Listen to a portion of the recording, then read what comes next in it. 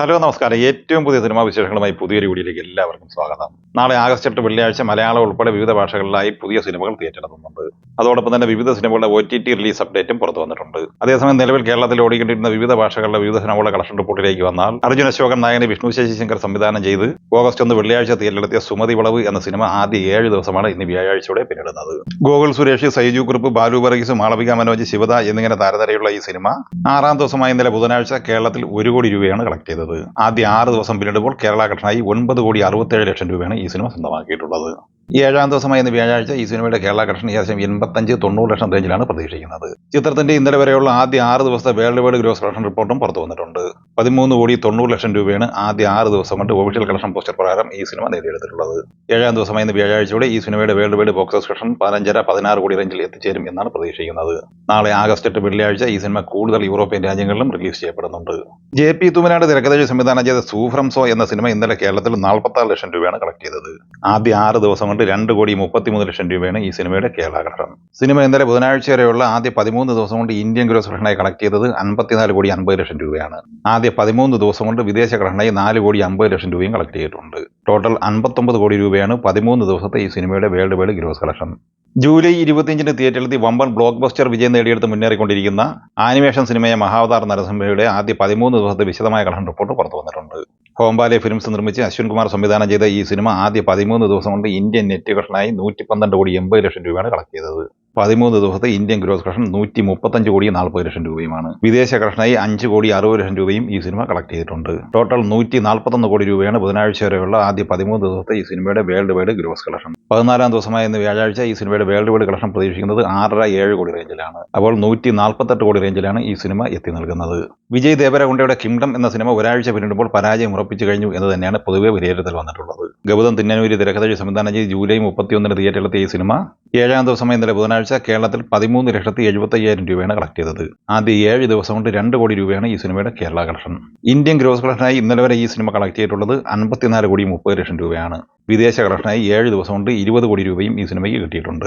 ഈ സിനിമയുടെ 7 ദിവസത്തെ വേൾഡ് വൈഡ് ഗ്രോസ് കളക്ഷൻ 74,30,00,000 രൂപയാണ്. ഏകദേശം 130 കോടി രൂപയാണ് ഈ സിനിമയുടെ ബഡ്ജറ്റ് പ്രതീക്ഷിക്കുന്നത്.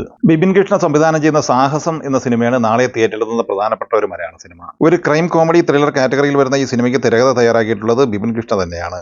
ബാബു ആന്റണി, നരേൻ, റംസാൻ മുഹമ്മദ്, ഗൗരി ജി കിഷൻ എന്നിങ്ങനെയാണ് ഈ സിനിമയിലെ പ്രധാന താരങ്ങൾ. ചിത്രത്തിന്റെ DOP ആൽബിയും എഡിറ്റിംഗ് കിരൺ ദാസുമാണ്. ബിപിൻ അശോകാണ് ഈ സിനിമയ്ക്ക് സംഗീതം പകർന്നത്. സംഘർഷഘടന എന്ന മലയാള ചിത്രം നാളെ ആഗസ്റ്റ് 8 വെള്ളിയാഴ്ച തിയേറ്ററിലെത്തുന്നുണ്ട്. കൃഷാന്ത് ആർക്കെയാണ് ഈ സിനിമ സംവിധാനം ചെയ്തിട്ടുള്ളത്. സനൂപ് പടവീടൻ, വിഷ്ണു അഗസ്ത്യ, മൃദുല മുരളി, രാഹുൽ രാജഗോപാൽ തുടങ്ങിയവരാണ് ഈ സിനിമയിലെ പ്രധാന താരങ്ങൾ. ദി ആർട്ട് ഓഫ് വെൽഫെയർ എന്ന പേരിൽ നേരത്തെ IFFKയിൽ പ്രദർശിപ്പിച്ച് നിരൂപക പ്രശംസ നേടിയെടുത്ത സിനിമ കൂടിയാണ് സംഘർഷഘടന. പ്രമുഖ സംവിധായകൻ ജയരാജ് കഥ, തിരക്കഥ, സംഭാഷണ സംവിധാനം നിർവഹിച്ച മെഹ്വിൽ എന്ന മലയാള സിനിമ നാളെ തിയേറ്ററിലെത്തുകയാണ്. മുകേഷ്, ഉണ്ണി മുകുന്ദൻ, മനോജ് K. ജയൻ, ആശ ശരത്, രഞ്ജി പണിക്കർ, സിദ്ധാർത്ഥ് മേനോൻ എന്നിങ്ങനെയാണ് താരങ്ങൾ. ഈ സിനിമ നേരത്തെ പല പ്രാവശ്യം റിലീസിംഗ് തീരുമാനിക്കുകയും വിവിധ കാരണങ്ങളാൽ റിലീസിംഗ് മാറ്റിവെക്കുകയും ചെയ്ത സിനിമ കൂടിയാണ്. 2003-ൽ തിയേറ്ററിലെത്തിയ ആൻഡാസ് എന്ന ബോളിവുഡ് സിനിമയുടെ 2ാം ഭാഗമായ ആൻഡാസ് 2 നാളെ തിയേറ്ററിലെത്തുന്നുണ്ട്.